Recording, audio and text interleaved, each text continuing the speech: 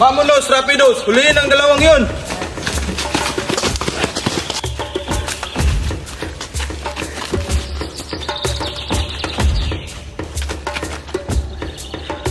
Elias, hindi ko kayang tumakbo pa. Mas mabuting maghiwalay tayo upang mailigaw sila. Hindi pwede, Ginong Ibarra. Ang buhay mo, ang mas mahalaga. Akin na yung damit. At ako ang harap sa kanila. Hindi ko magagawa upang ang plano ay para sa ating dalawa. Wala nang panahon para magtalo. Alalahanin mo, ang kinabukasan ng bayan ang dapat manguna.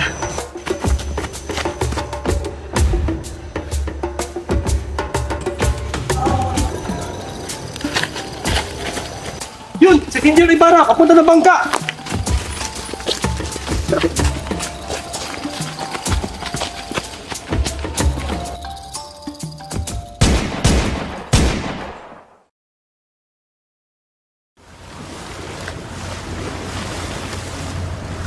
Buenos días, todos ustedes. Doña Victoria. Kapitan, kalahati lamang ang takbo ng ating makina. Bakit hindi natin bilisan?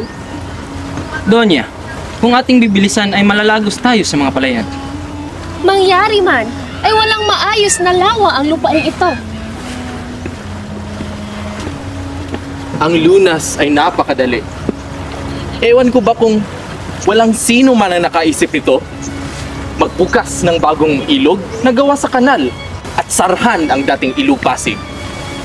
Ngunit, Ginoong Simon, saan ka ba kukuha ng sapat na pondo upang ipagbayad sa mga tao? Di na kailangan doon ko studio. Pangkat ng mga bilanggo ang gagawa. Ngunit walang sapat na bilanggo. Kung gayoy, hayaan natin ang mga mamayan ang magtrabaho, bata man o matanda. Ngunit kaguluhan lamang ang dulot niyan. Mga kaguluhan?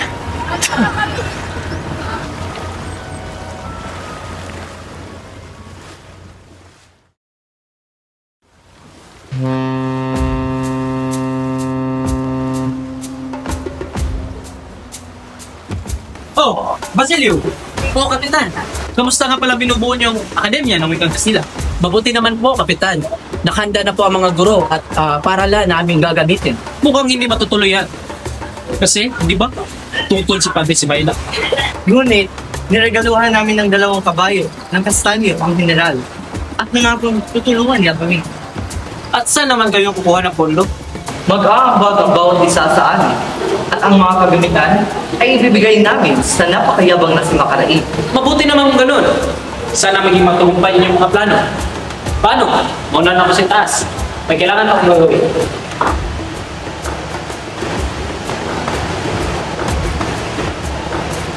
Tilay, nagkakatuan kayo dyan Pwede ba akong sumali? Ayos lang, Senyor Simon. Kinagagalak pa namin. Bueno, baka gusto niyo akong saluhan ng serbesa doon. Tayo'y uminom. Maraming salamat, Ginoo. Subalit, hindi kami umiinom ng alak. Hindi uminom? Ha? Sabi nga ni Padre Camora, masama raw ng puro tubig ang iniinom. Pabatid mo rin ka, Padre Camora, na kung tubig na ang lahat ang iniinom niya kaysa sa alak, mas ikabubuti pa ng lahat. Alam naman natin na ang tawag ng mga Pilipino ay tubig at ang Kastila naman ay apoy. Alam rin naman natin na ang pumabatay sa apoy ay tubig. Ganun ba? Kailan pa mangyayaring kababalagang ito? Ito'y hindi kababalaghan, senyor. Ito'y batas ng kalikasan. Bueno, barto namin. Parang napakatapang mong sumugot ka, Senyor Simon. Halos lahat kinakatakutan ko. Parang mumukhaan ko yung tao na yan.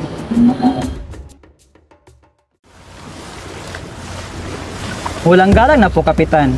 Ngunit nalalaman niyo ba kung saan banda ng lawa namatay ang isang ginoong nagngangalang Ibarra? Ibarra? O Ibarra ba iyon? Ibarra! Crisostomo Ibarra. Siya nga ba? Ngunit ano nga ba ang nangyari kay Crisostomo Ibarra? Ayon sa mga kawal, Yun! Si Ginong Ibarra! Kapunta ng bangka!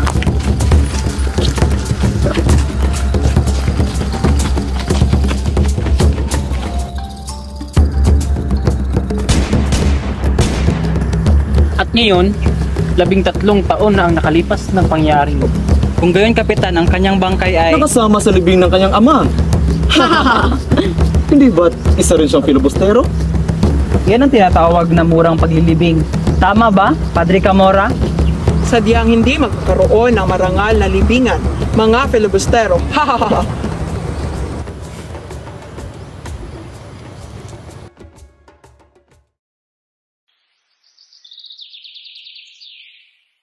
Alam mo anak, sa susunod na kaarawan mo, maaari ka nang magsuot ng saya. Talaga ba, Itay? Telesporo! Mabuti nandito ka! Magandang gabi, Padre. Anong may paglilingkod ko sa inyo? Kailangan mo magbayad ng buwis. 200 piso. Sinasabi mo bang magbabayad ako sa sarili kong lupa? Sapagkat hindi kayo nakapagbayad ng buwis sa 13 taon. Ngunit nililimusan ko ang mga pulubi upang maiwasan ang kanilang pamimerwisyo. Ngayon ayaw kong magbayad. Mapipilit ba nila ako? Ito ay naiiba sa iyong pagpapapabaya. Ibig sabihin ng ito, wala kang karapatan sa iyong lupa. Dati maliit lamang na halaga iyan. Ngunit 200 piso na, abay, napakalaki naman yan. Akin na itong lupa. Hindi! Sa korporasyon! Lalaban ako! Itay! Huliin ninyo ang lalaki ngayon at gawin ninyong kawal!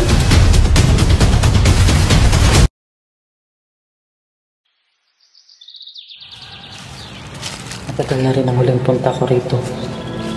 Naalala ko pa rin ang mga pangyayari. Sariwa pa ang lahat sa aking isip. Parang kailan lang masakit na sinapit ko. Ginoo, maaari ko po ba kayong tulungan? At anong ginagawa mo sa gubat na ito? Kung iyo pong magugunita, nakaraan na po ng 13 taon, dito rin mismo sa pok na ito, una tayong nagkakilala. At kung hindi po ako nagkakamali, kayo po yung taong nagbigay sa akin ng pakikiramay.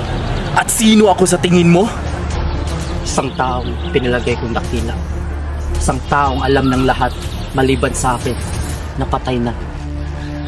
Isang napakalaking lihim ang iyong alam. Hindi mo ba naisip yun? Sa iyong nalaman, pwede kang masawi sa aking mga kamay. Totoo. Totoong naparito ako. 13 taon nang nakaraan upang dakilain ang nag-iisa kong kaibigan na nilaan ang kanyang buhay upang ipaglaban ang Pilipino laban sa mapang-api. At ngayon, ako'y nagbalik upang ipagpatuloy ang kanyang sinimulan. At hindi ko lubusang maisip nang lasong naiwan iyon ay lubusan ng kumalat sa lipunan. At ang kabataan, walang ginawa kundi sumunod, magpaalipin at hindi pinapakinggan. Nagkakamali ka, Ginoong Simon. Hindi nag-aaral mga kabataan ng wikang Kastila. Hindi tayo papakinggan ng pamahalaan. Ang wikang ito ang tuluyan magbubuklod sa mga Pilipino. Isang pagkakamali, kailanman hindi magiging wikang pambansa. Aanhin natin ang wikang ito. Itatago lamang ng huwad ng wikang ito ang pagkatao at ating mga karapatan. Mali ang iyong inisip, Simon. At ano? Anong mapapala mo kung ikaw makapagtapos? Magkikita mo ba na malaya ang iyong bayan? Hahayaan mo bang makulong ang bangkay ng iyong ina at kapatid sa ilalim ng lupa? Pero ano ba ang gusto mong gawin ko? Isa lamang akong hamak na estudyante. Walang-wala sa buhay. Hindi ko naman pwedeng buhayin ang aking ina at iharap sa hukuman at magbentang na kung sino-sinong mga Kastila. Ngayon, nalaman mo ang isang lihim na kung mabubunyag ay kakasawi ko. Ngayon, nasa kamay mo ang buong buhay ko, Basilio. Tayo ay nabibilang sa mga taong uhaw sa katwiran. Samahan mo ako kapagsakin ng pamahalaan.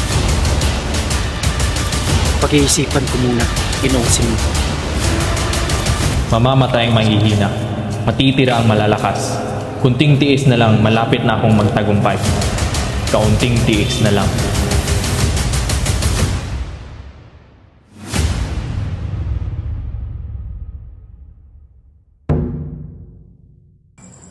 Huwag niyong pahintulutan yan, Gobernador General. Ang namumuno sa kanila ay isang batang radikal ang pananalig. At isa sa mga ito ay estudyante ni Padre Fernandez. Si Sagani ay mabuting estudyante. Sa tingin ko, ipagbigyan natin mga estudyante. Ano sa palagay mo, Simon? Aalahanin niyo po, General, na ang wika ay isang nakakapangyarihang sandata. Oo, pobres estudiantes.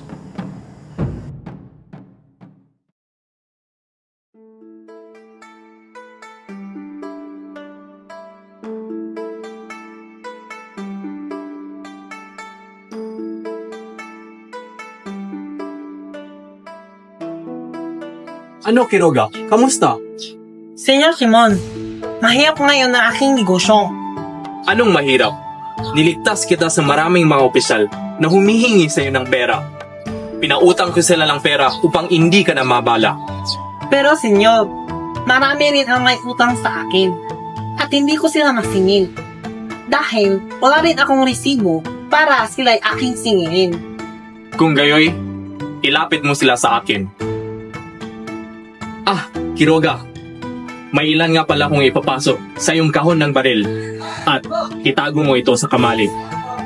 Delikado at mapanganib yung ginagawa mo, Simon.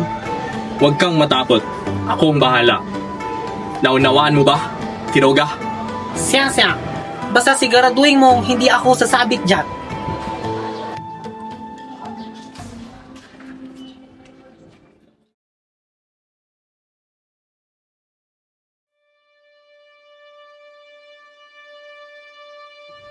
Si Dante, nahuli na naman ang asawa niya. Akin ang lupang ito! Wag po! Wag po!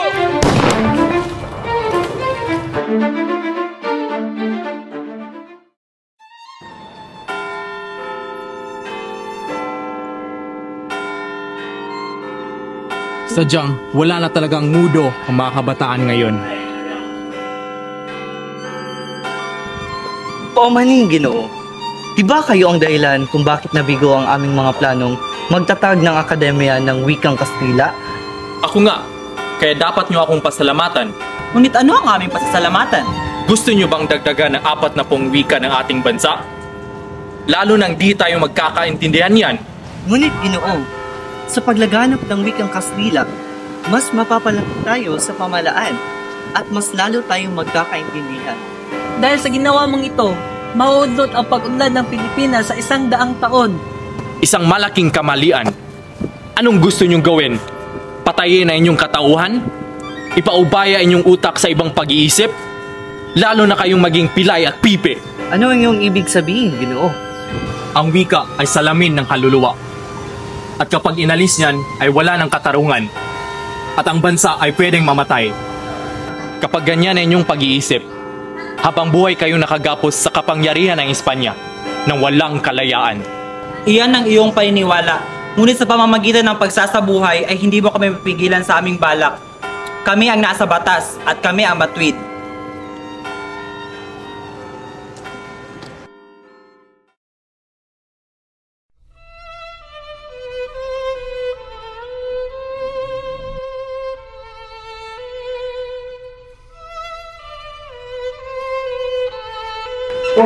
Pinang Simon, Kumusta na si Kapitan Tiago?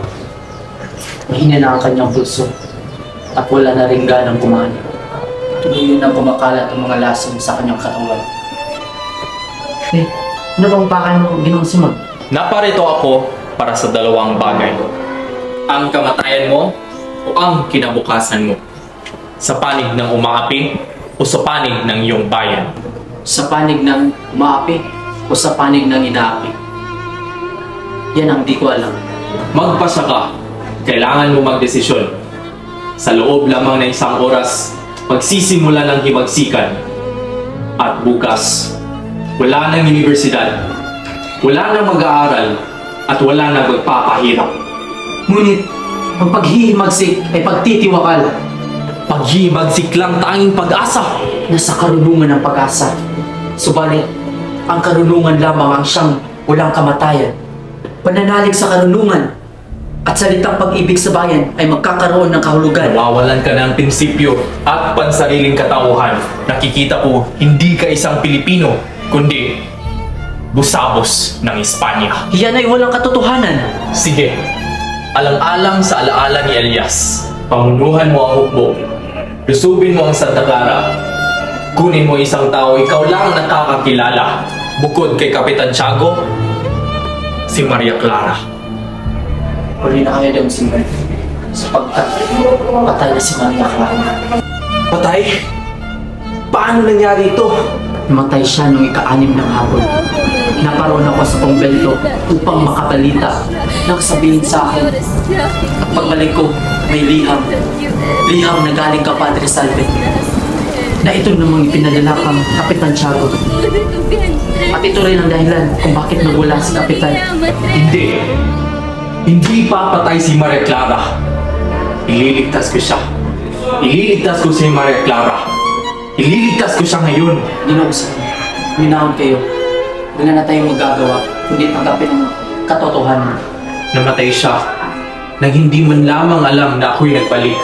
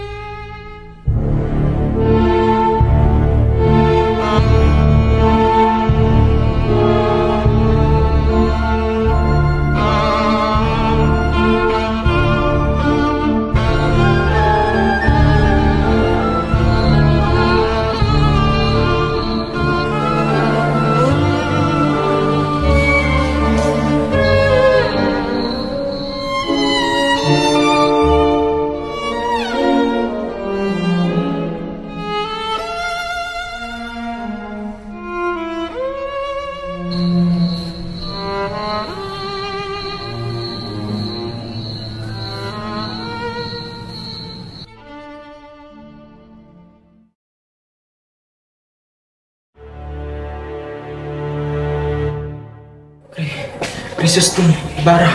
Ako nga, 13 taon akong nabuhay na malayo sa bayan.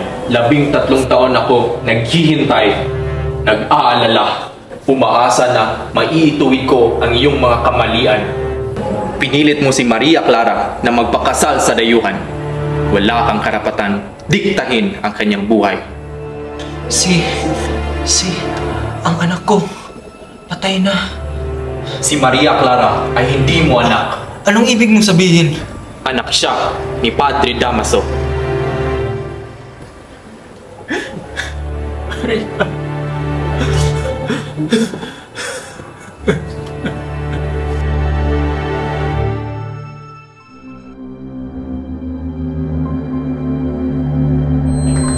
Sancti.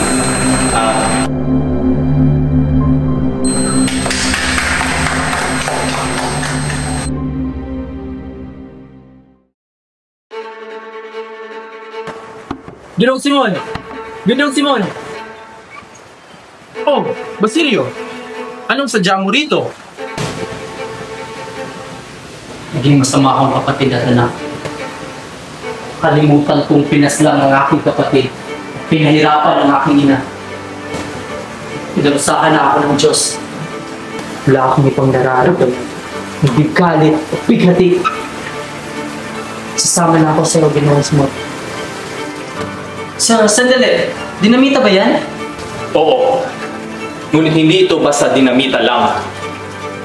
Naglalaman itong mandamdaming pinikis. Mga kasuwiang inaambak at mga pang-aapi. Ngayong gabi, mapaparusahan ang mga kasalanan na matagal na nagtatago sa katotohanan. Anong ibig niyong sabihin? Sa ikalawa ay kakasalanan ni Don Pelaez. Magkakaroon ng pizza kagabihan. Ang lamparang ito ay magbibigay liwanag, ngunit pangsamantala lang. Sa oras na ayusin ang mitsa, boom! Sasabog ang bomba. Makakarinig ng pagsasabog ang Pilipinas. Ano naman ang gagawin ko, Ginoong Simon? Ikaw ang mamumuno sa iba. Dalhin mo sila sa bahay ni Quiroga dahil lang doon nakatambak ang mga baril at pulbura. Ang pagsabog ay magiging hudyat upang sila ay magtipon-tipon at sumugod.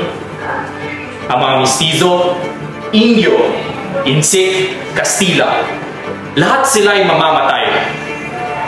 Kaya mag-ingat ka, Basilio.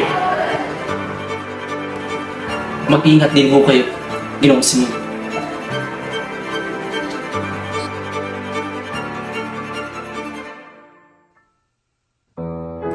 In nomine Patris, et Filii, et Spiritus Sancti. Amen. Bakit mo nagawa sa akin ito, Paulita? Mahal na mahal kita.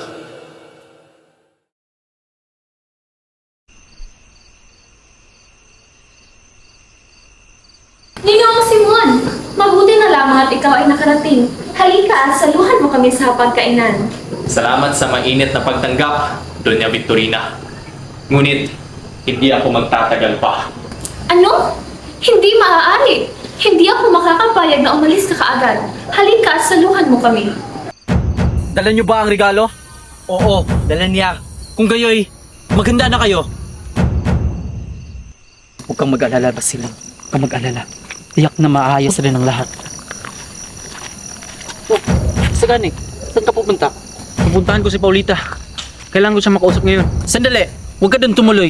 Ngunit, baka ito na huli naming pag-uusap. Huwag ka nang pumunta doon. Makinig ka nang mabuti. May dinamitang sasabog ron. Anumang oras mula ngayon. Kaya utang na loob. Huwag ka nang tumuloy pa. Ngunit, iba na siya bukas. Sagani. Binabalaan na kita, kaibigan. Sana'y nakinig ka na lang sa akin. Pagpalain ka na ako ng Panginoong may kapal. Mag-ingat ka, kaibigan. Napakaganda nga naman ng lamparang iyan, Ginoong Simon. Ngunit, sigurado ka bang ayaw mo munang kumain kahit saglit lang? Salamat sa iyong alok. Ngunit, may mahalaga talaga akong gagawin ngayon na hindi maaaring ipagliban. Pasensya na. Sige, mauuna na ako. Salamat, Ginoong Simon.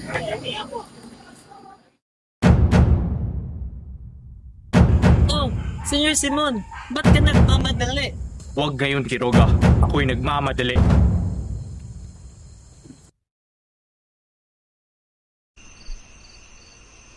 Kay ganda nga naman ng lamparang nanggaling. Ay, sandali at namatay ang sindi. Huwag kang mag-alala. Madali lang ito. Sandali. Ano ito? Manny Diesel Paris. Juan Crisostomo Ibarra. Masamang biro yan. Ano ba kayo? Huwag kayong mabahala. Siguro hindi naman totoo yan. Ngunit ito'y nanggaling sa isang taong matagal ang patay. Tunay ngang masamang biro ito. Ngunit ito'y sulat ni Crisostomo Ibarra. Hindi kaya gusto niya tayong patayin. Huwag niyo nang alalahanin yan. Ituloy ang kasiyahan. Padre Irene, pagkitaas naman ang mensa na lampara. Saglit lamang. Sagani? Hoy! Huwag ninakaw!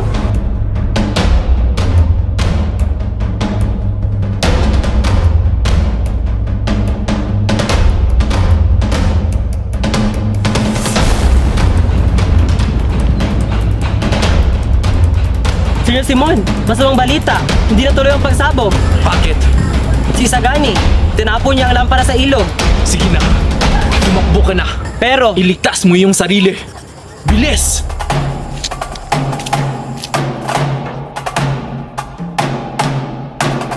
Ayan na, Gudyat! Sugod! Porgo! Kapitan!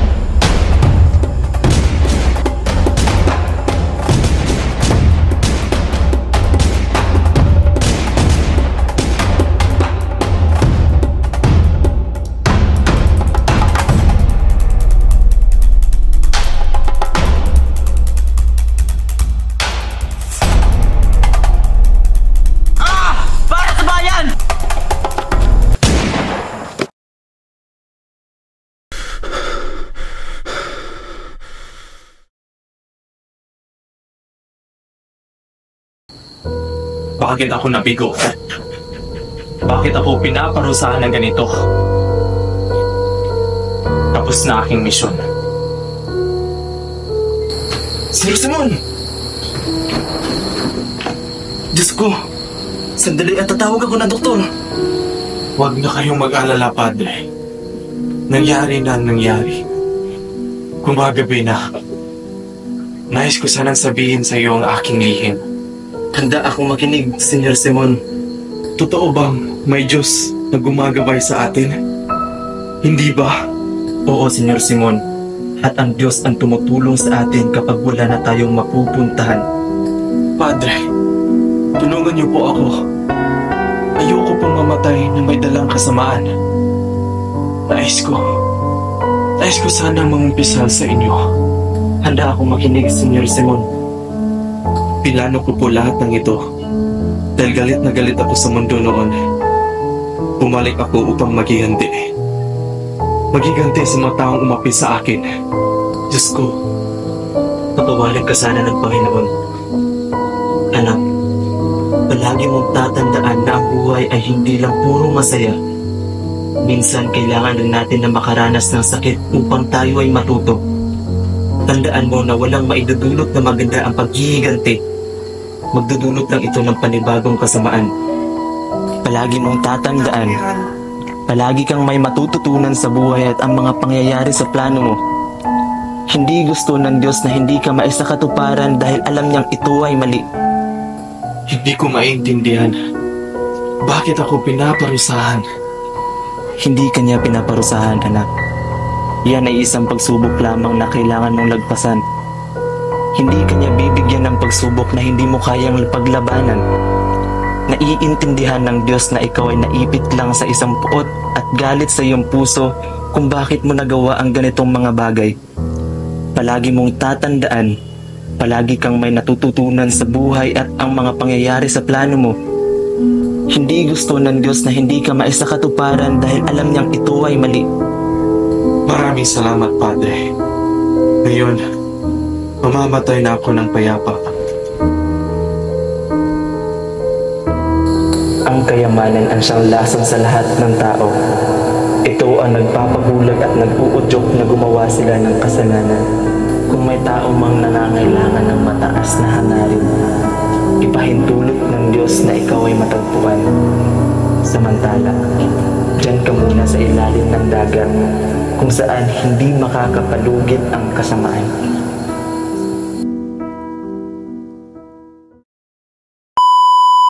Ilano ko po lahat ng ito.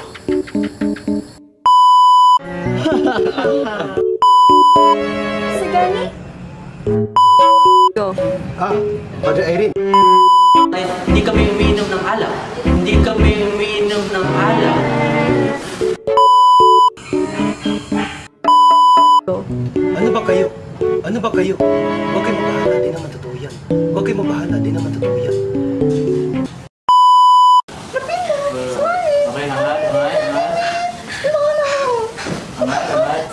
Okay, okay. Ililimusan ko ang mga pulubi upang maiwasan ang kanilang pamimerwisyo. Ngayon ayaw kong magbayad. Wala, Wing. Si Carlos. Okay, that's it guys. Thank